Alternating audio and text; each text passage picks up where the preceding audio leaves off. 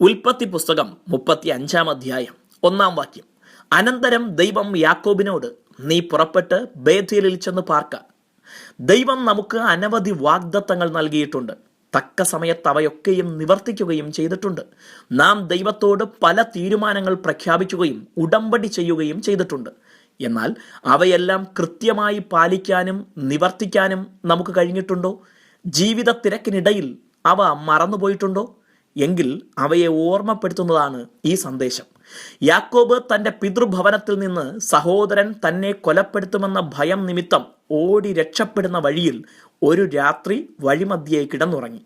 വിജനമായ വന്യമൃഗങ്ങൾ വിരാജിക്കുന്ന ഇടത്ത് താൻ പോലും അറിയാതെ ദൈവം തൻ്റെ ദൂതന്മാരാൽ തന്നെ സംരക്ഷിക്കുകയും ആ രാത്രി ഒരു സ്വപ്നത്തിലൂടെ തനിക്ക് ചില വാഗ്ദാനങ്ങൾ നൽകുകയും ചെയ്തത് ഉൽപ്പത്തി 28 വായിക്കാം. ദൈവത്തോട് യാക്കോബും ചില തീരുമാനങ്ങൾ അറിയിച്ചു. ഇപ്പോൾ ദൈവം താൻ അരുളി ചെയ്തതെല്ലാം അക്ഷരം പ്രതി യാക്കോബിന്റെ ജീവിതത്തിൽ നൽകിക്കൊടുത്തു.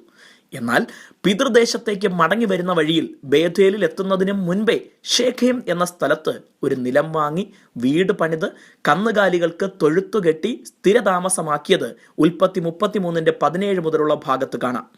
താൻ ബേഥേലിൽ തിരികെ ചെന്ന് ദൈവത്തെ ആരാധിക്കുമെന്ന് മുൻപെടുത്ത തീരുമാനം ഒരുപക്ഷെ മറന്നു പോയതായിരിക്കാം. എന്നാൽ ഷേഖേമിൽ തനിക്ക് സ്ഥിരതാമസമാക്കാൻ കഴിയാത്ത ചില സാഹചര്യങ്ങൾ തുടർന്നുണ്ടായി. അപ്പോൾ ദൈവം യാക്കോബിനോട് ബേഥേലിലേക്ക് ചെല്ലാൻ ഓർമ്മിപ്പിക്കുന്നു. ബേഥേൽ എന്നതിനർത്ഥം ദൈവത്തിന്റെ ഭവനം എന്നാണ്. ലോകമോഹങ്ങൾ നമ്മെ ദൈവഭവനത്തിലേക്കുള്ള യാത്രയെ തടയരുത്. ദൈവത്തോടുള്ള ഉടമ്പടികൾ കാലതാമസമില്ലാതെ നിറവേറ്റാം. ദൈവം നമ്മെ അനുഗ്രഹിക്കട്ടെ.